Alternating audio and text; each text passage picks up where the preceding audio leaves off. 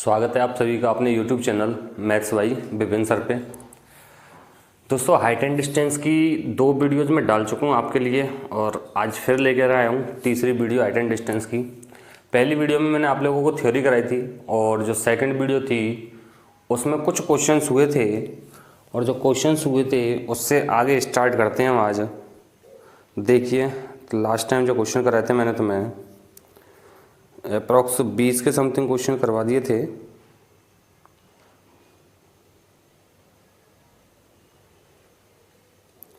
बीस के बाद में स्टार्ट करते हैं। तो एक पार्ट तो ये रह गया था कि मैं एक क्वेश्चन लिख देता हूँ कि भाई किसी मीनार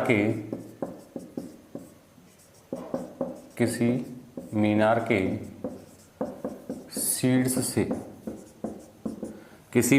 शीर्ष से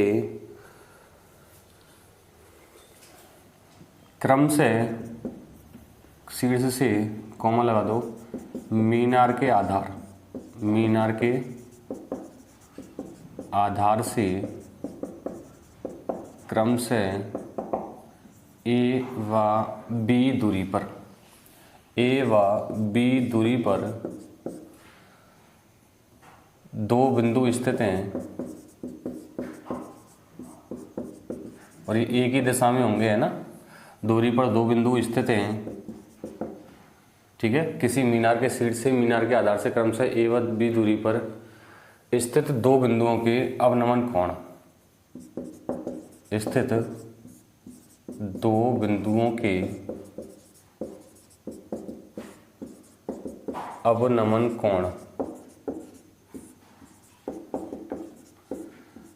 एक दूसरे के पूरक है। पूरक कोण जिन 2 कोणों का योग 90 होता है, एक दूसरे के पूरक हैं। तो मीनार की ऊंचाई पूछता है। ऐसी कंडीशन में क्या पूछता है? मीनार की ऊंचाई क्या होगी, ठीक है। तो ध्यान देना दोस्तों, तब तक वो पीडीएफ निकालता हूँ, काफ़ी सारी पीडीएफ है इसमें।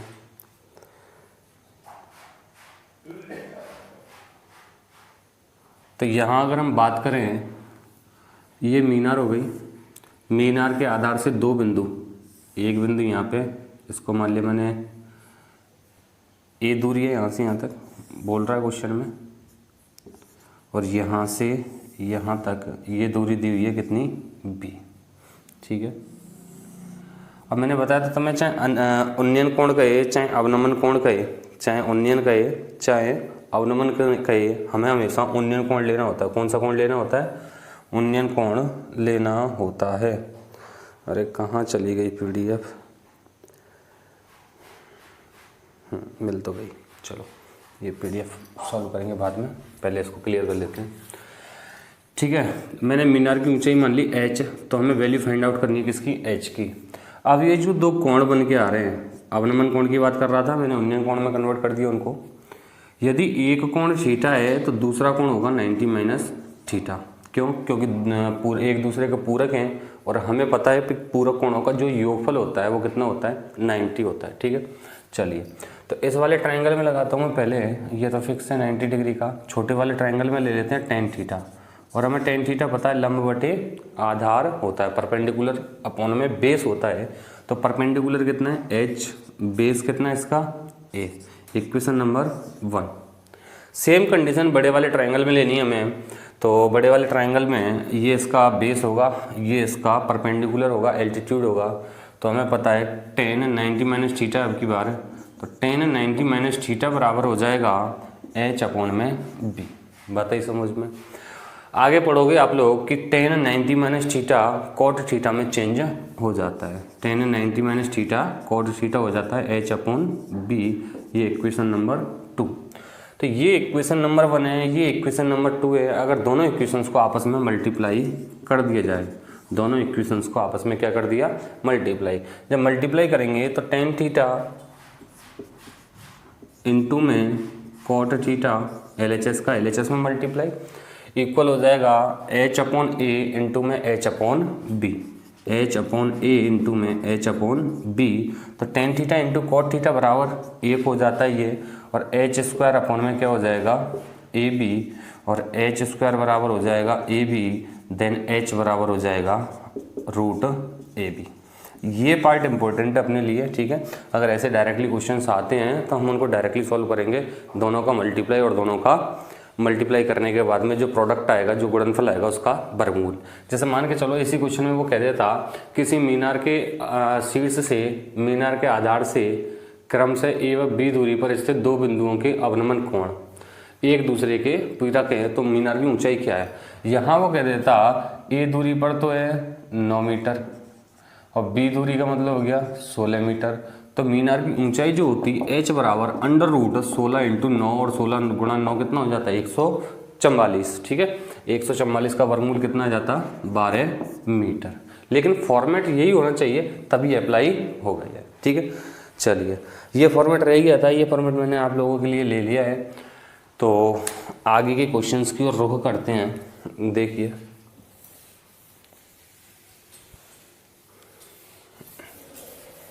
आगे के क्वेश्चंस की अगर मैं बात करूं तो लगभग 20 के समथिंग मैंने आप लोगों को क्वेश्चन करा दिए थे इसमें।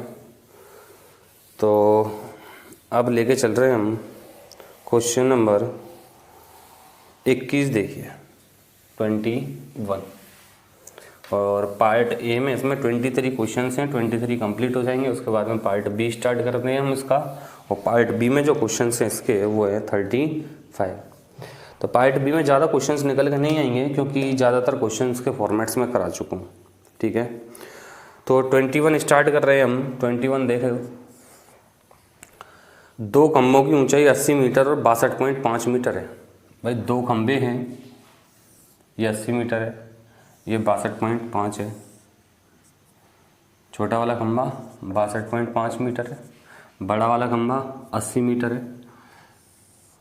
इन दोनों को यहाँ से मिलाया तो ये 62.5 यहाँ से यहाँ तक, ये टोटल 80 है, तो ये कितना रह गया 17.5। अब वो कह के चल रहा है, मुझे तो क्वेश्चन का पता था, एक्चुअल में आगे बनाना था डायग्राम। तो यदि उनके सिरों को मिलाने वाली रेखा क्षैतिज से 45 डिग्री का कोण बनाती है, ठीक है। तो क्षैतिज का मतलब हो गया क्षैतिज के पैरेलल जो होगा वो वहाँ से 45 डिग्री का कोण बनाती है। जब ये 45 डिग्री का है तो डेफिनेटली ये भी कितने डिग्री का होगा 45 का। अब वो कह के चल रहा है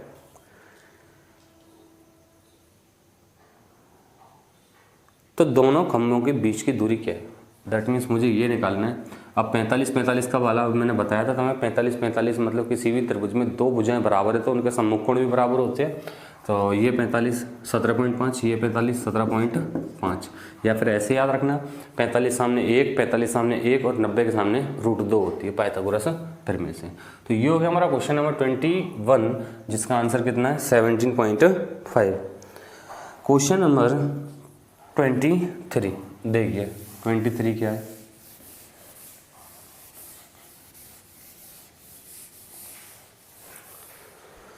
है, एक व्यक्ति टावर के शिखर से टावर से दूर होती नाव का अवलोकन कर रहा है, ठीक है। टावर के तल से 60 मीटर की दूरी पर, टावर के तल से 60 मीटर की दूरी पर नाव व्यक्ति की आंखों से 45 डिग्री का अवनमन कोण बनाती है। 5 सेकंड बाद अवनमन कोण 30 डिग्री का हो जाता है। यह मानकर कि नाव स्थिर जल में गतिमान है तो उसकी सन्निकट चाल क्या है। नियरेस्ट निकालनी हमें, ध्यान देना। भाई एक व्यक्ति यहाँ पिलर पे बैठा हुआ है, ठीक है, सीधा है ना, इस तरीके से बैठा हुआ है, यहाँ पे बैठा है और व्यक्ति का नाम है फन्ने खां, ठीक है।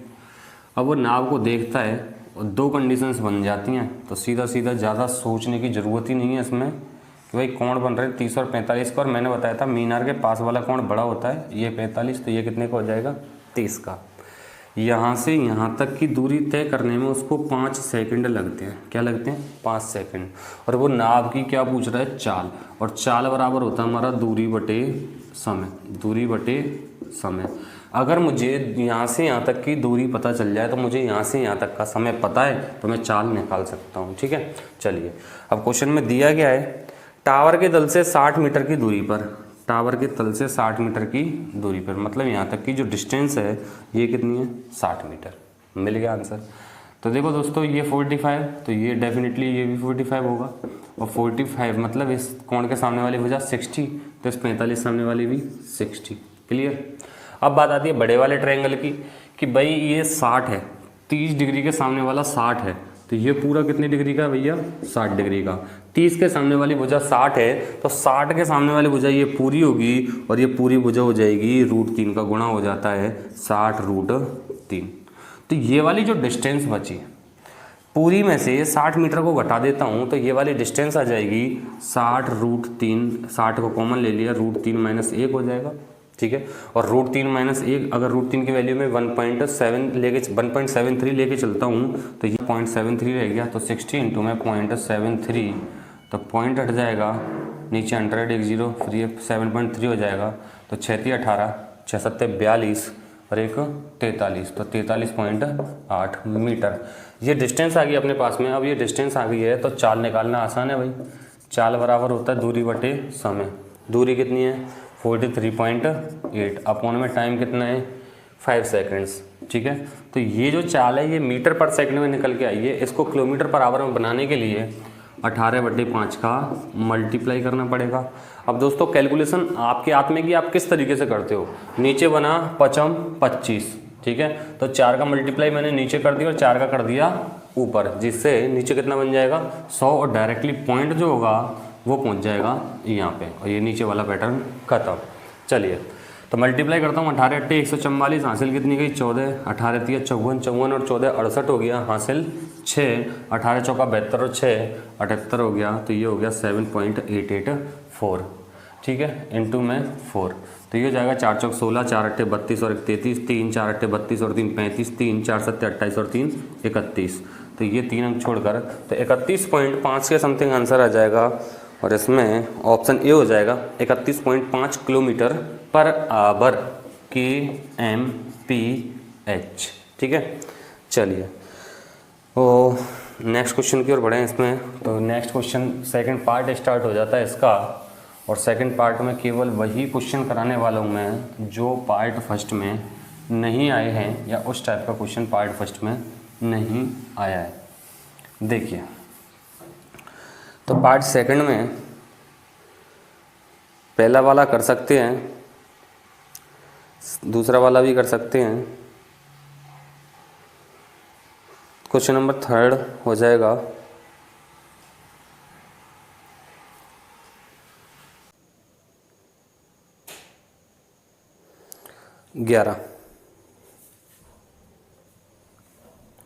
11 में 10 मीटर और 15 मीटर के 2 खंभे समतल मैदान पर खड़े हैं, 15 और 10, और उनके आधार के बीच की दूरी 12 है।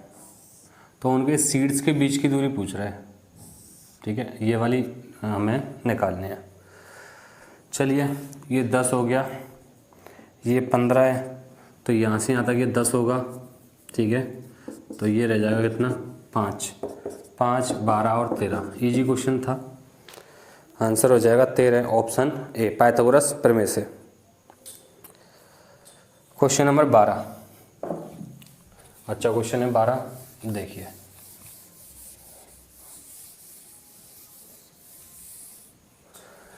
क्वेश्चन नंबर 12 में है एक 25 मीटर लंबी सीढ़ी दीवार से टिकी है। ये कोई दीवार है, 25 मीटर लंबी सीढ़ी दीवार से टिकी है।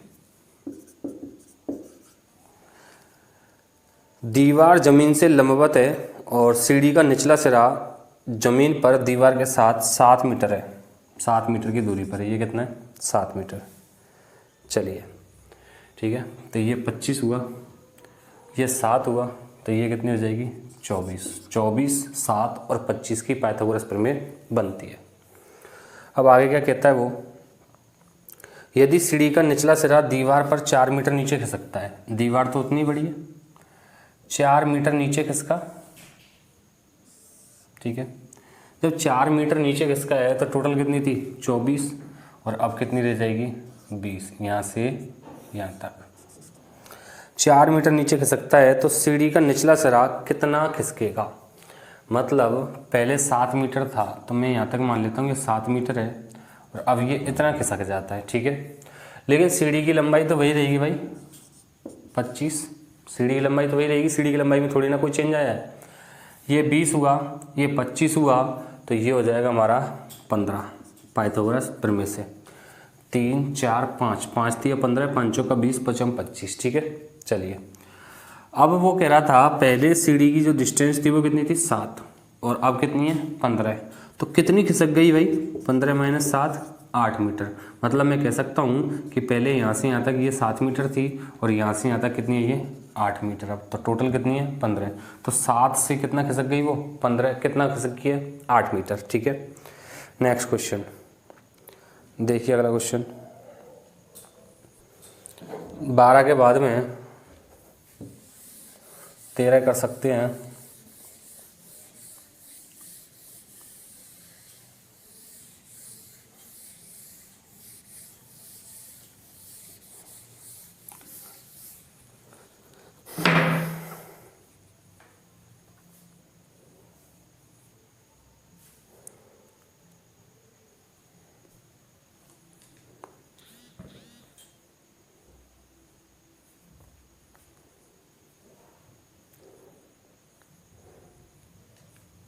क्वेश्चन नंबर 20 करवा रहा हूँ मैं। 20 देखिए, नदी के किनारे पर खड़े एक खंबे के शीर्ष का दूसरे किनारे पर स्थित किसी बिंदु से उन्नयन कोण 60 डिग्री है।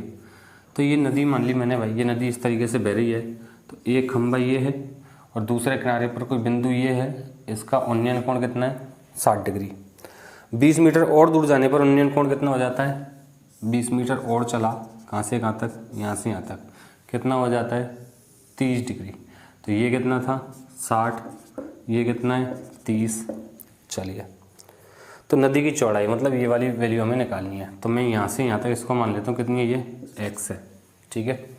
तो ये 60 है, तो ये कितना होगा भाई 30, 30 के सामने x है तो 60 के सामने √3x, क्लियर। अब बड़े वाले ट्रायंगल पे आ जाओ कि भाई ये 30 के सामने ये है, तो ये पूरा कितने का है 60 का, तो 30 के सामने कितनी है √3x, तो 60 के सामने और √3 का गुणा हो जाएगा, कितनी हो जाएगी 3x, कितनी हो जाएगी 3x, ठीक है।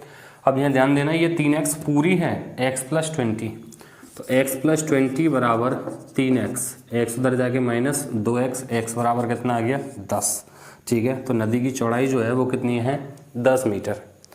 अगले क्वेश्चन की ओर बढ़े हैं, क्वेश्चन नंबर 22 22 देखिए,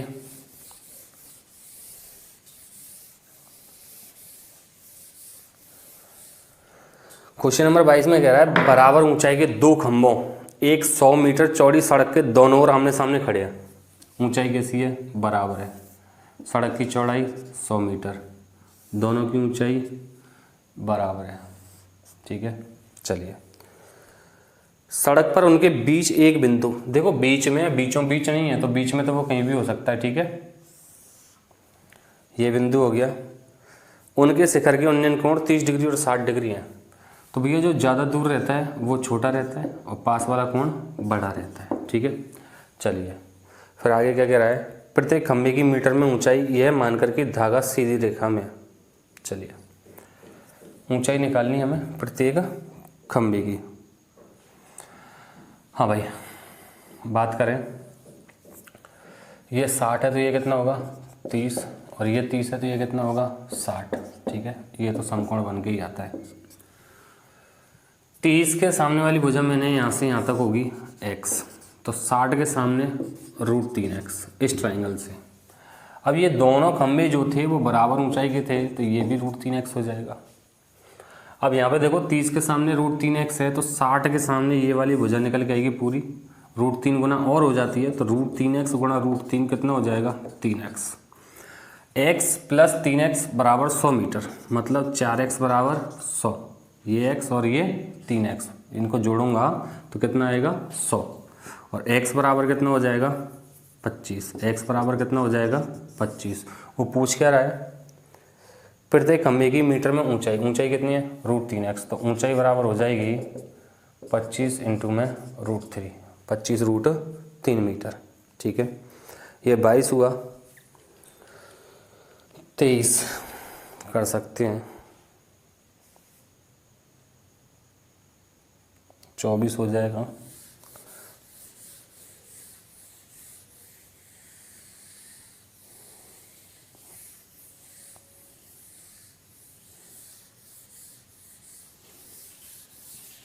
अट्ठाईस तक ईजी है, मतलब इस टाइप में क्वेश्चन कराया हुआ है 28 तक। 29 भी कर लोगे, कराया हुआ है। 30 करा रहा हूँ मैं। तो क्वेश्चन नंबर 30 है, एक इमारत के शीर्ष पर एक झंडा स्तंभ लगा हुआ है। ये कोई इमारत है, इस पर ये झंडा लगा हुआ है। अब वो कह रहा है इस स्तंभ के ऊपरी और निचले सिरे पृथ्वी पर 20 मीटर की क्षैतिज दूरी पर, क्षैतिज दूरी 20 मीटर यहाँ होगी, खड़े हैं और आदमी की आंख पर 45 और 60 डिग्री का कोण बनाती हैं। मतलब यहाँ कोई व्यक्ति खड़ा हुआ है और यहाँ से इसके दो कोण बन के आ रहे हैं। ठीक है, अब जो मुंह ज़्यादा खुला हुआ होगा वो ज़्यादा बड़ा कोण होगा। ये 45, तो ये कितने का हो जाएगा? 60 का। चलिए, झंडे के स्तंभ की ऊंचाई क्या है, हमें इसकी वैल्यू निकालनी है। x मान लिया हमने इसको। ठीक है, चलिए छोटे वाले ट्रायंगल पे बात कर रहा हूँ। 45 सामने, अब दो इक्वेशन बन के आएंगे एक्चुअल में। 45 के सामने वाली 22 मान ली, तो ये भी 45 होगा, ये भी 45 सामने कौन सी हो जाएगी? 22।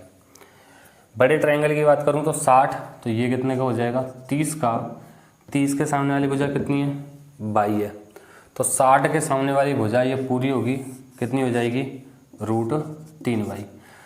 ठीक है, अब इक्वेशन मिल गई अपने पास में। 30 के 60 झंडे की स्तंभ की ऊंचाई क्या है, हमें वैल्यू किसकी चाहिए? x की। काय की वैल्यू चाहिए? x की। तो यहाँ पे x प्लस वाई बराबर कितना है? √3y। x प्लस वाई बराबर कितना है? √3y। ये 20 मीटर दे रखी है। ठीक है, y जो है वो 20 मीटर है।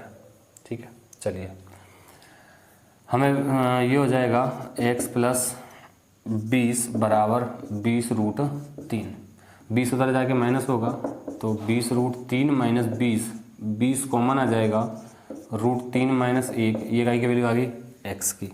और वो यही पूछ रहा है झंडे के स्तंभ की ऊंचाई। अब पॉइंट्स में दी हुई है वैल्यू, x बराबर 20, √3 की वैल्यू 1.73 माइनस 1, तो ये बना 20 इंटू में 0.73, तो कर दीजिए 16, तो ये हो जाएगा 2 तिया 6, 2 सत्ते 14। ठीक है, तो पॉइंट लग जाएगा, मल्टीप्लाई किया 2 तिया 6, 2 सत्ते 14, 1 0 पॉइंट लग गया, 14.60 मीटर हो जाएगी, ऑप्शन सी वाला। ठीक है, 14.64 है तो उसमें क्या है 1.732 ले ली उसने। ठीक है, 30 के बाद में क्वेश्चन नंबर 31 देखिए। 31 में समुद्र में दो जहाज एक लाइट हाउस के दोनों ओर चल रहे हैं। सपोज दैट ये लाइट हाउस है, दोनों ओर जहाज चल रहे हैं, एक इधर चल रहा होगा और एक इधर चल रहा होगा।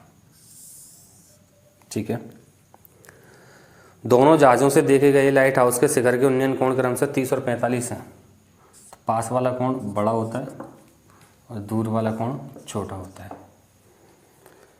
यदि लाइट हाउस 100 मीटर ऊंचा है, कितने मीटर? 100 मीटर ऊंचा है, तो दोनों जहाज़ों के बीच की दूरी, मतलब मुझे ये वाली डिस्टेंस निकाल के लानी है, ये प्लस ये।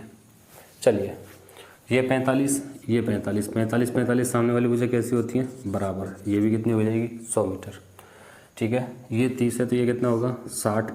30 के सामने 100, तो 60 के सामने 100√3, टोटल डिस्टेंस हो जाएगी 100 प्लस 100√3, तो √3 बाहर, 100 बाहर आ जाएगा, √3 प्लस 1। ठीक है, चलिए 100 1.73 प्लस 1, 100 इंटू 2.73 और मल्टीप्लाई करूँगा तो 273 मीटर। ये था क्वेश्चन नंबर 31। चलिए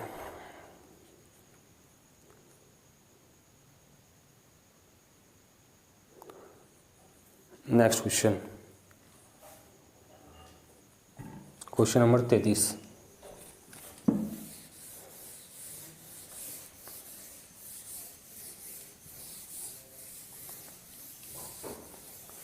क्वेश्चन नंबर 33 में एक लड़का जो एक खेत के बीच में खड़ा है, दिस इज खेत एंड लड़का स्टैंडिंग बीच में। उत्तर दिशा में उड़ती हुई एक चिड़िया को 30 डिग्री कोण पर देखता है और फिर पूर्व उत्तर और फिर देखता है वो दक्षिण। तो अपोजिट डायरेक्शंस हो जाएंगी, एक को मान लिया उत्तर और एक को मान लिया दक्षिण। ये उत्तर हो गई भाई और ये हो गई दक्षिण, ठीक है। 30 डिग्री के उन्नयन कोण पर देखता है, उत्तर में तो देख रहा है वो 30 डिग्री के उन्नयन कोण पर। थोड़ा सा एंगल और फिर कोण हो जाता है 60, तो इसको दूर पर, ये 30 है और अब देखता है कितने पर, 60 पर, ठीक है। आगे, यदि वह चिड़िया 50√3 मीटर की एक सीधी रेखा में उड़ रही हो, 50√3 मीटर ऊंचाई वाली है ये, है ना, 50√3 मीटर ऊंचाई वाली एक सीधी रेखा में उड़ रही है, मतलब 50√3 मीटर ये हो जाएगी, तो यहाँ से इस तरीके से सीधी रेखा में उड़ रही है। तो उस चिड़िया की गति कितने किलोमीटर प्रति घंटा है, जबकि उसका जो कोण बदला है ना, 30 डिग्री के उन्नयन कोण पर देखता है और 2 मिनट बाद 60 डिग्री हो जाता है, ठीक है। यहाँ से और यहाँ तक उसको ट्रैवल करने में 2 मिनट लग गया, मीन्स 120 सेकंड लगे। अगर ये डिस्टेंस पता चल जाए तो चाल बराबर हो जाएगा दूरी बटे समय। अब दूरी निकालनी है हमें पहले। देखिए ये 30, ये कितना हुआ 60, तो यहाँ से यहाँ तक, ठीक है। 30 के सामने x तो 60 के सामने √3x, √3 का मल्टीप्लाई और होगा तो 50√3 इंटू √3, ये हो जाएगा कितना 150 मीटर। यहाँ से यहाँ तक ये 60, तो ये कितना होगा 30, 60 के सामने ये है तो √3 का डिवाइड हो जाएगा, 30 के सामने कितनी हो जाएगी 50, तो 150 और 50 कितनी हो गई 200 मीटर। कितने मिनट में, कितने सेकंड में, 120 सेकंड में। किलोमीटर पर आवर में बदलने के लिए 18/5 कर दीजिए, तो ये हो जाएगा तुम्हारा 0, 6 दूनी 12, 6 तिया 18, 2 से ये और 5 दूनी 10 और 2 तिया 6 किलोमीटर पर आवर, ठीक है। चलिए नेक्स्ट क्वेश्चन।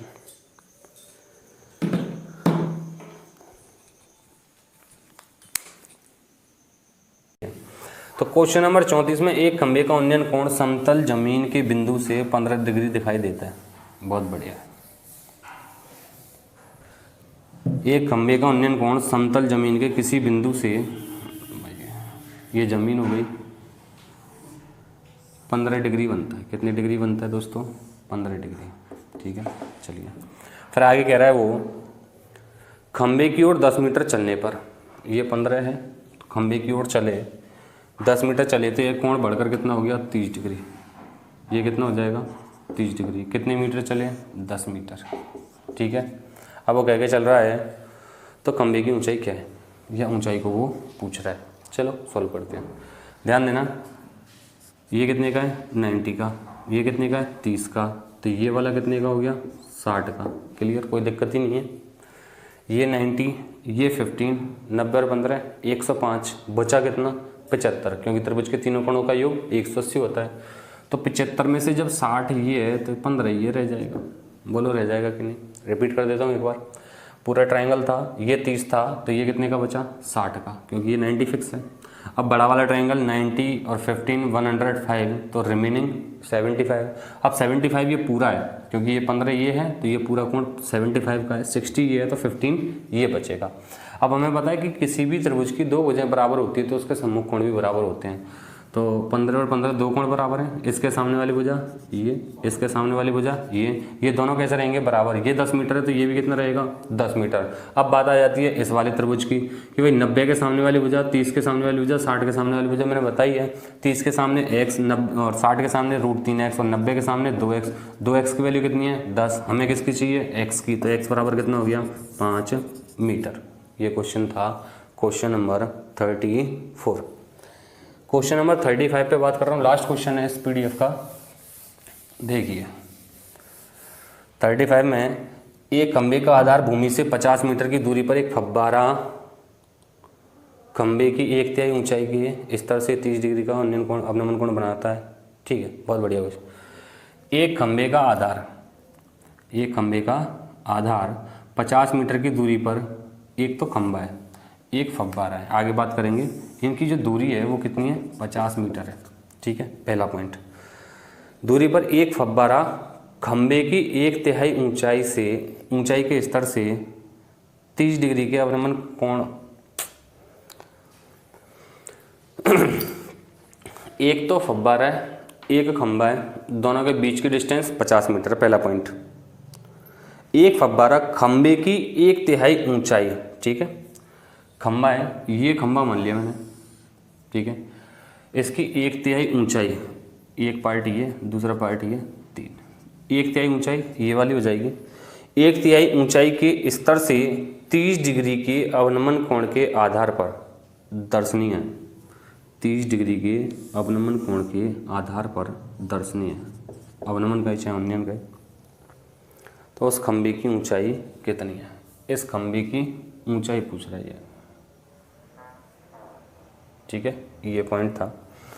एक बार फिर रिपीट कर रहा हूँ मैं, ये खंबा है, एक फव्वारा खंबे की 1/3 ऊंचाई के स्तर से, अगर खंबे की 1/3 ऊंचाई से देखा जाए तो 30 डिग्री के कोण पर दिखता है क्या, फव्वारा। मतलब फव्वारे की जो लंबाई है वो नगण्य मानी उसने। ठीक है, तो खंबे की ऊंचाई कितनी है, जो ऊंचाई निकल के आएगी यहाँ पर उसमें 3 का मल्टीप्लाई हो जाएगा।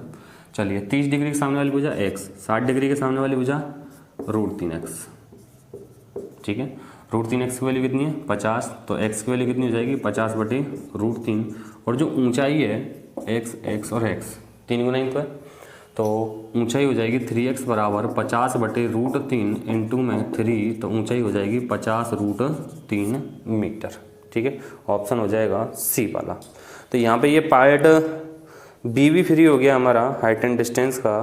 और अगली जो PDF आने वाली है उसमें थोड़े से अप लेवल के क्वेश्चंस रहेंगे, तो तैयार रहें मेरे साथ। ज़्यादा से ज़्यादा लाइक करें, कमेंट करें, शेयर करें, सब्सक्राइब करें।